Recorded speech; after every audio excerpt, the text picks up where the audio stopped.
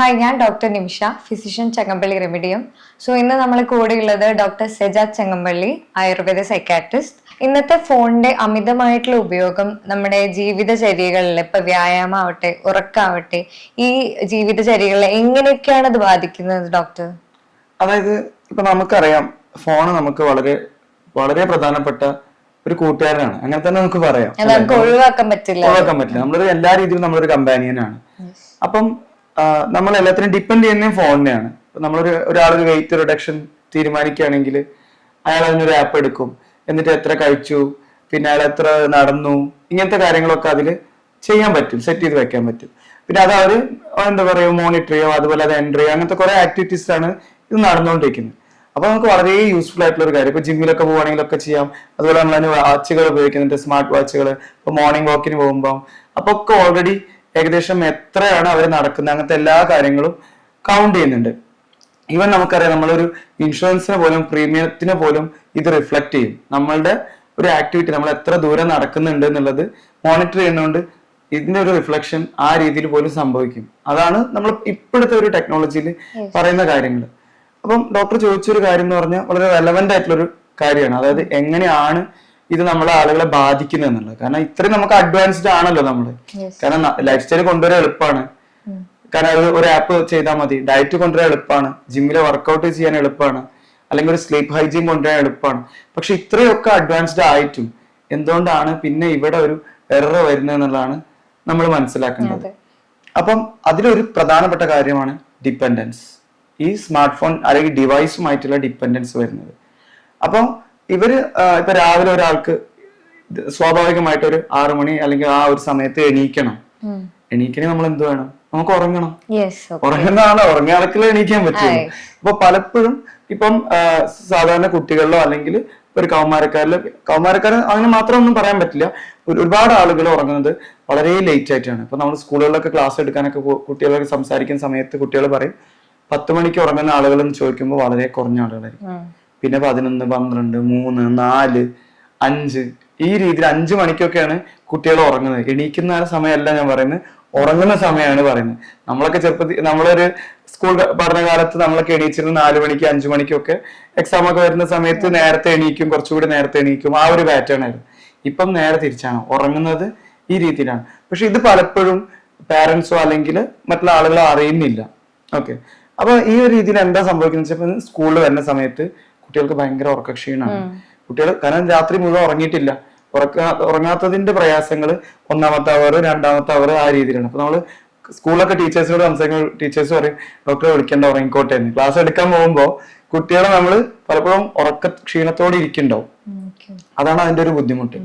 പക്ഷെ ഇനി മറ്റൊരു കാര്യം എന്ന് വെച്ചാൽ ഈവൻ ഇത് അവരെ ഫുഡ് ഹാബിറ്റ്സിനെ റെസ്ട്രിക്ട് ചെയ്യുന്നുണ്ട്, അല്ലെങ്കിൽ ഫുഡ് കഴിക്കുന്നതിനുള്ള സമയം കിട്ടുന്നില്ല. കാരണം ഫുഡ് കഴിക്കുന്നതിൽ അവർക്ക് ശ്രദ്ധ ഇല്ല, എന്താ കഴിക്കുന്നവർ മനസ്സിലാക്കുന്നില്ല. ആ രീതിയിലുള്ള ബുദ്ധിമുട്ടുകളുണ്ട്.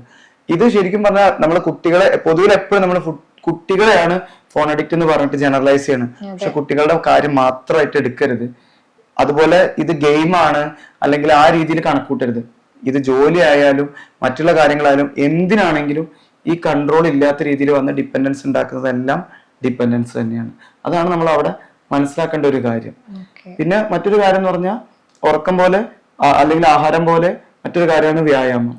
അതിന് സമയം കിട്ടുന്നില്ല. കാരണം നമുക്ക് അവിടേക്ക് പോവാൻ നമ്മൾ ആ ഒരു ലേസിനെസ്, ആ ഒരു പാറ്റേണിൽ നിന്ന് എണീക്കാൻ പലർക്കും താല്പര്യമില്ല. അല്ലെങ്കിൽ അത്രയും സമയം ഡിവൈസ് ഇല്ലാതെ ഇപ്പൊ ഒരാൾക്ക് ഓടിപ്പോവാൻ പോലും, ഓടാനോ അല്ലെങ്കിൽ എന്തെങ്കിലും ഒരു ഗെയിമിൽ ഏർപ്പെടാനോ, ഇപ്പൊ ഒരു ഫിസിക്കലി ഇപ്പൊ ക്രിക്കറ്റോ അല്ലെങ്കിൽ ഫുട്ബോളോ അല്ലെങ്കിൽ ഇപ്പൊ ഒരു ഷട്ടിൽ കളിക്കുന്ന ഇങ്ങനെ എന്തൊരു കാര്യത്തിനും ടൈം സ്പെൻഡ് ചെയ്യാനായിട്ട് പോവാൻ അവർക്ക് ഡിവൈസ് ഡിപ്പെൻഡൻസ് ഉള്ളതുകൊണ്ട് പറ്റില്ല. അതൊരു വലിയ പ്രയാസമാണ്. പിന്നെ പോസ്റ്ററുകൾ, ഇപ്പം ഇരിക്കുന്നതിന്റെ അല്ലെങ്കിൽ ഇപ്പൊ ചിലര് ഈ ഒരു പൊസിഷനിലൊക്കെയാണ്, അമ്മത്തൊട്ടിലെ കുട്ടികൾ കിടന്നിരുന്ന പോലെയാണ് ഇപ്പൊ ആളുകൾ എന്ത് ചെയ്യുന്നത്, സോഫയിലൊക്കെ കിടക്കുന്നത്. ഓക്കെ, അപ്പൊ ആ ഒരു പാറ്റേണിൽ കിടക്കുമ്പോൾ തന്നെ ഒരുപാട് മറ്റു രീതിയിലുള്ള അസുഖങ്ങൾ വരാം. ഇപ്പൊ നമുക്കറിയാം, സാധാരണ IT പ്രൊഫഷണൽസ് വന്നിരുന്നതാണ് സെർവൈക്കൽ സ്പോണ്ടിലൈറ്റിസ് ഒക്കെ.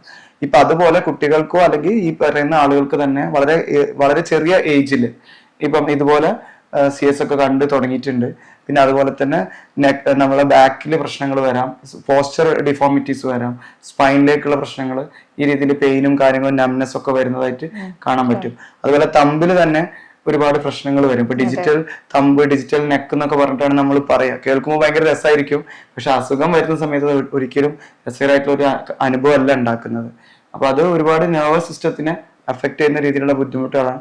അതൊരു നമ്മളിപ്പോ ഒരു എന്താ പറയുക, ആർട്ടറിയിൽ ഒരു ഇൻസഫിഷ്യൻസി ഉണ്ടാക്കുക, ആ രീതിയിലൊക്കെ രക്തത്തിന്റെ പ്രവാഹത്തിന് പോലും ബുദ്ധിമുട്ടിലാക്കുന്ന രീതിയിലൊക്കെയാണ് ഈ പോസ്റ്റേഴ്സ് പലപ്പോഴും ഉണ്ടാവുന്നത്.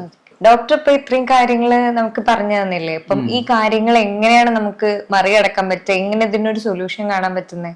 അതായത് ഇപ്പൊ നമുക്കൊരു ഓരോരുത്തർക്കും അനുസരിച്ച് ഒരു കസ്റ്റമൈസ്ഡ് പ്ലാൻ സ്വന്തമായിട്ട് ഉണ്ടാക്കുക എന്നുള്ളത് തന്നെയാണ് അതിൽ ആവശ്യമായിട്ടുള്ള ഒരു കാര്യം.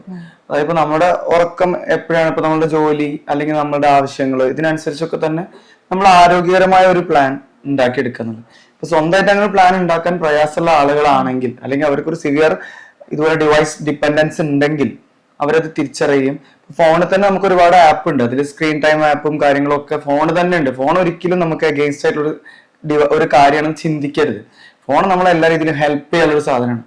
ഇപ്പൊ ഞാനിങ്ങനെ പറയുമ്പോൾ നിങ്ങൾ വിചാരിക്കരുത് എന്നാൽ ഞാൻ ഫോണിന് എതിരാണെന്ന്. ഒരിക്കലല്ല, ഞാൻ ഫോൺ വളരെയധികം അനുകൂലമായിട്ട് ചിന്തിക്കുന്ന ഒരാളാണ്. അതുപോലെ ടെക്നോളജി ഒരുപാട് കാര്യങ്ങൾ നമ്മൾ ഉപയോഗിക്കുക എന്നുള്ളതിന് ഞാൻ എപ്പോഴും അത് നല്ല സാധ്യതയായിട്ട് തന്നെയാണ് പറയുന്നത്.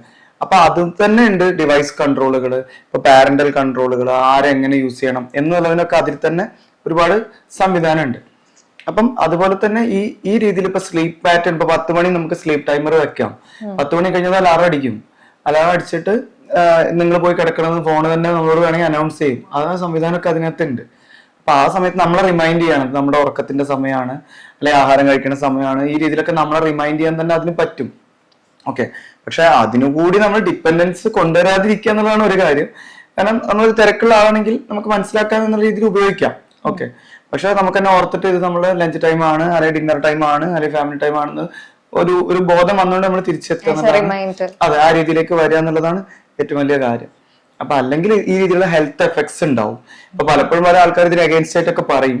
പക്ഷെ നമ്മളെ ഒരു ഹെൽത്ത് എന്താണ്, നമ്മുടെ ഇപ്പോഴത്തെ ഒരു സിറ്റുവേഷൻ, ഹെൽത്തിന്റെ ഒരു അസസ്മെന്റ് എടുക്കുന്ന സമയത്ത് നമ്മുടെ വാല്യൂസിലോ അല്ലെങ്കിൽ നമുക്ക് എന്തെങ്കിലും സിംറ്റം വൈസ് എന്തെങ്കിലും ലക്ഷണങ്ങൾ കൊണ്ട് നമുക്ക് പ്രയാസങ്ങൾ ഉണ്ടെങ്കിൽ നമ്മൾ മനസ്സിലാക്കുക. നമ്മുടെ ലൈഫ് സ്റ്റൈൽ എന്തെങ്കിലും, അത് നമ്മുടെ ജീവിത രീതിയിൽ എന്തെങ്കിലും പ്രയാസം ഉണ്ടെന്ന് നമ്മൾ മനസ്സിലാക്കാം. നമ്മൾ ഏറ്റവും കൂടുതൽ കേൾക്കുന്നത് എന്താണ്, ജീവിത രീതി രോഗങ്ങളെ കുറിച്ചാണ് കേൾക്കുന്നത്. അപ്പൊ അത് ചിലപ്പോൾ നമുക്ക് സീനിയർ ആയിട്ടുള്ള ഏജിലുള്ള ഒരാളുകളുടെ ആയിരിക്കും ഇപ്പൊ നമ്മൾ കൂടുതൽ കേൾക്കുന്നത്.